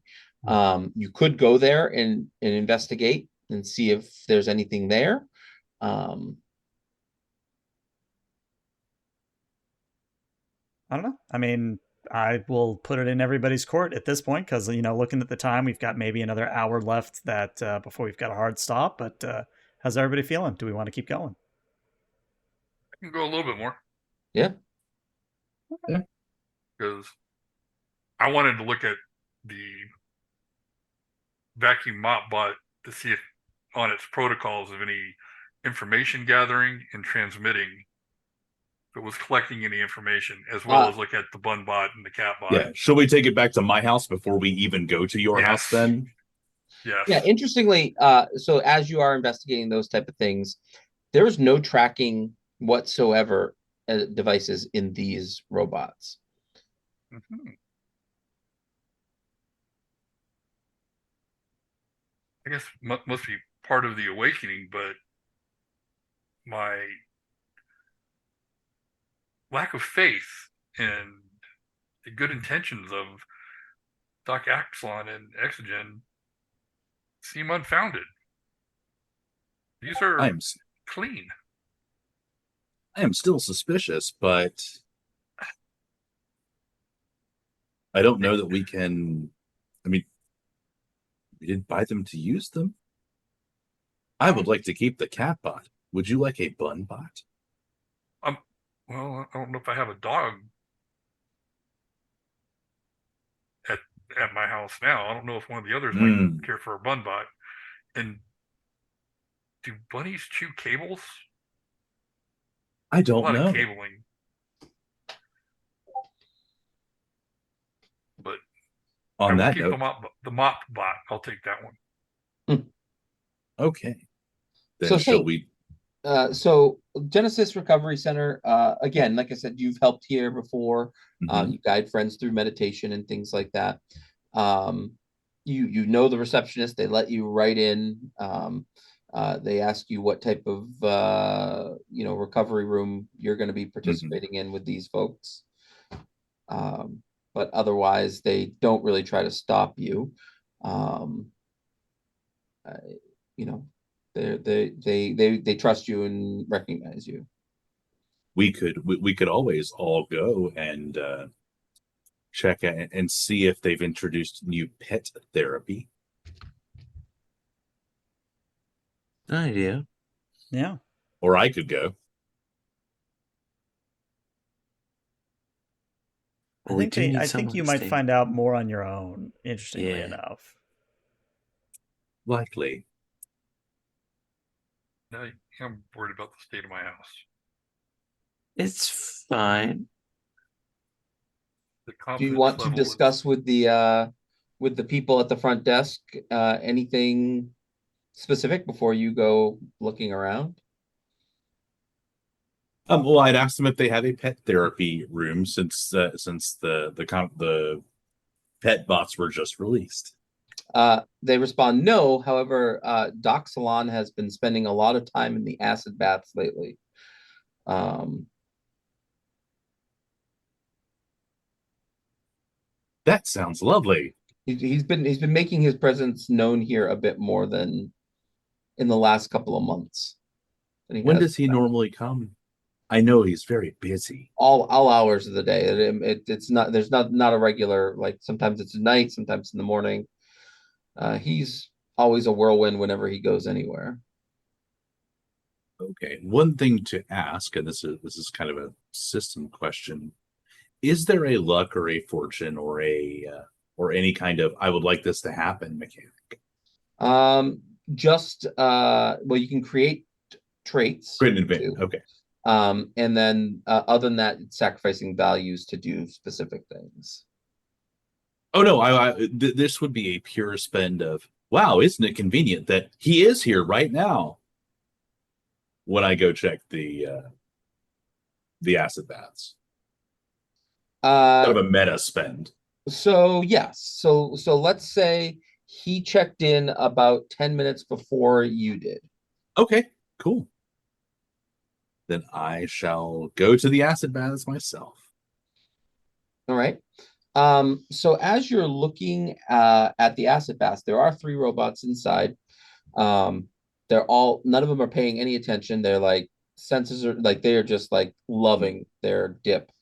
And uh, so they're kind of ignoring you. But one thing you do notice is that there's like a pool house at the end of the little acid pool, and the door to the pool house is open. I will go investigate there. You do see a stairwell going down into what looks like a uh, it's white sterile light down there. Right. You're going down. Yes. Go for it. So very quickly, you do notice there's an actual like recharge station down there Mhm. for like a bedroom. There's a little library down there and a little tiny closet. And then there is a big open room with lab tables. And you do see very large containment areas where there are animals inside. And like very ornately set up. So like you see one that is a cat room, and the cat room is much larger than even the recharge station room that you looked at. And it's got a climbing post in there and things like that. Um, and you hear like a whirring noise that sounds almost like a Dremel tool. Is the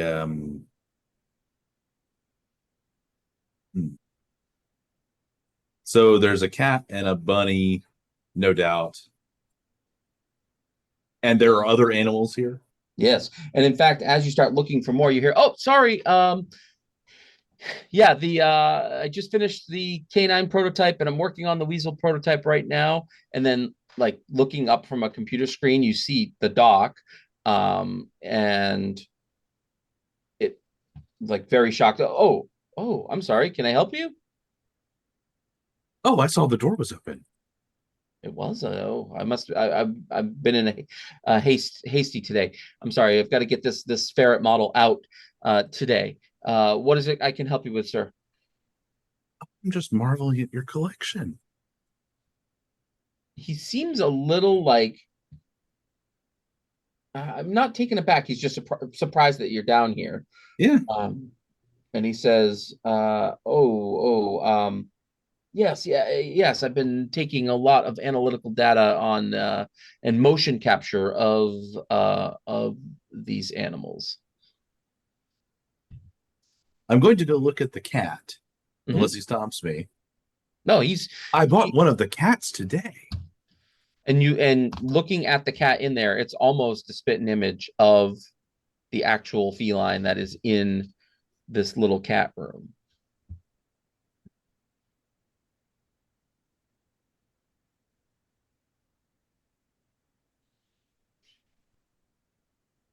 I think I like cats.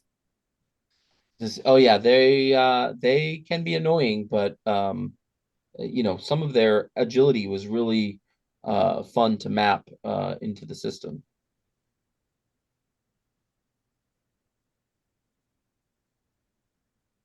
Did you design them manually, or were you able, other than the motion capture, or were you able to interface with them somehow? Oh no. I stumbled upon one of these when I was out hiking the parrot over there. And so I decided like if the humans left these here, there could be a lot of nasty stuff going on out there if people are fighting over these animals. We might artificially change our evolutionary path with these pets. So you're I trying to decided, reduce the potential scarcity by generating robotic pets, so yeah, that people won't fight over them.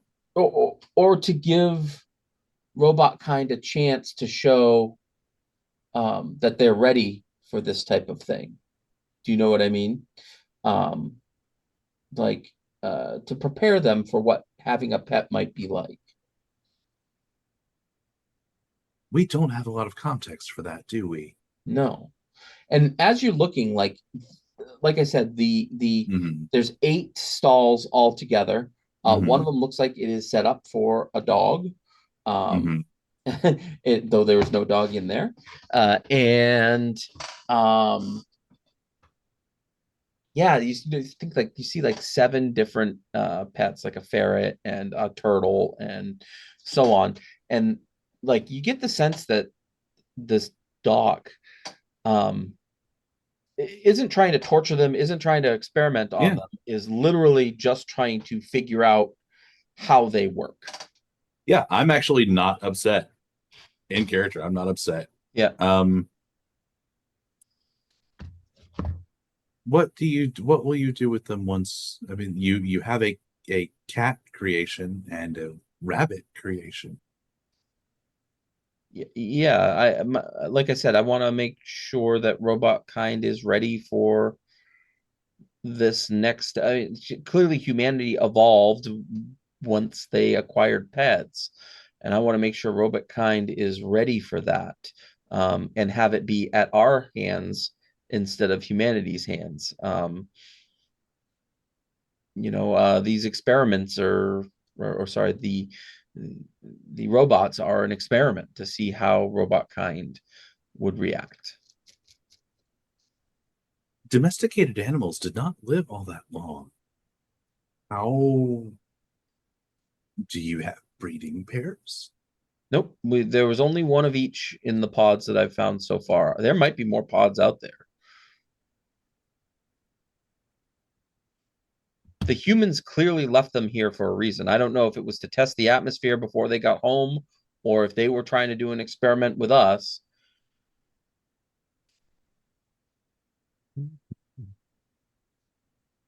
Okay.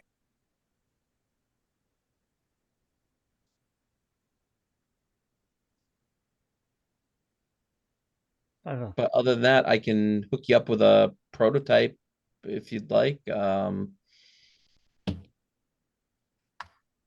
I have a quick question for Saint. Are you live texting this to everybody else, or? First off, is my ability to transmit inhibited in this No, space? not at all.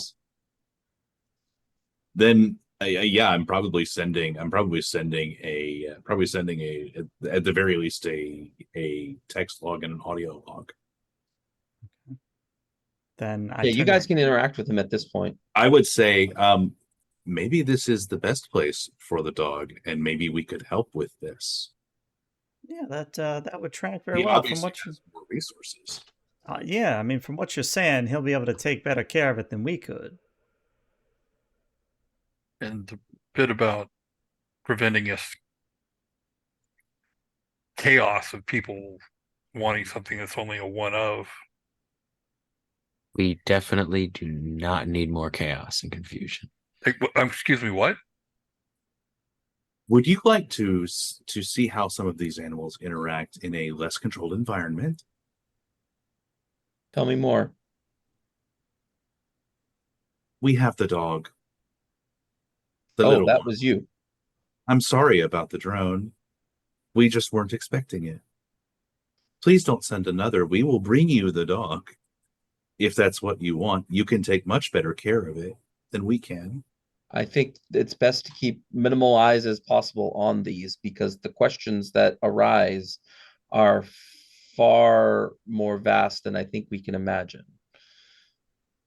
So Like- what would you like for us to do? We can play with the dog in a less controlled environment, or we can bring it here. Well, what if I brought you on and you could be the custodians here? I have no problem with this. I say in my inner monologue Yeah, I got no problem with this. This is a with good the deal. team. And Like- visitation rights, I'm down. Oh, I send- you can help I- with my research. I mean, it's I am good at data analysis. And I help put them together. The new ones. yes. I Great. submit personnel records for everyone who speaks up. And then maybe we can find a way, if the companions work and robot kind shows they're ready, maybe we can find a controlled way to start exposing people to the real thing. A zoo, only not cruel. Of some sort, sure. More educational would be preferable. Or perhaps, I mean, we are in a recovery center, Mhm. perhaps as part of recovery. Yes. Were you able to retain the cryopods from any of these? I'm assuming they were in the same sort of situation. Yeah, that was something beyond my capability. My goal was to save the animals. We have one of those, and we know where one of the pods is as well for recovery. That could be useful. We repaired its cloaking system. So I couldn't find it. We didn't know what you wanted to do, but we'd already rescued the corgi.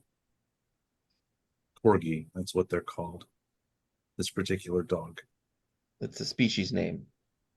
Yes. Genus. He starts going through like, yeah, I believe it's a species name. So I need clearly I need some better security around here. I mean, you were able to walk right in. I don't know if you have anyone on board that can help with that. I think we can probably do that. I recommend closing the door. Well, typically I do that. I was just in a rush leaving the home and garden show. I'm sorry. But I'm very pleased. I appreciate your offer of assistance here. And he kind of like goes back to his bench and starts like drilling, and you can see that he's got like a robotic ferret there that he's trying to pin together and whatnot. Could you send? Well, I send to the team. Do we want to bring the corgi here, or do we want to ask him to send one of his recovery drones if we didn't break the only one? It needs to be where it can't be seen. Yes. You need to transport it in some clandestine measure. Put I a could make corgi a in a box. violin case. Exactly. I don't know how well the like boxes. It would have to breathe, Poke holes in the box. Boxes can have holes. but then people can see inside. Don't make Not if them the holes that are on the big. bottom. Then his feet will stick through. Small holes. Yeah, small feet. So This think is you're good with this rectifying it in this fashion. You're gonna bring the dog back and become custodians here. I think Yeah. so. I mean, yeah. this way we get to play with all of the animals. And You he's do. not, it doesn't look like he's doing bad stuff with them. If Yeah. that changes, then It that would be on changes. the inside. Yeah.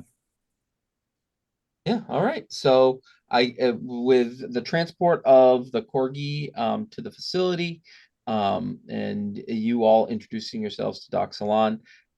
He is eccentric and opinionated, but you do like after talking to him, you get the sense that he feels you get the feeling that he was in an impossible situation and he's trying to make the best of it without ruining what's happened here on the planet.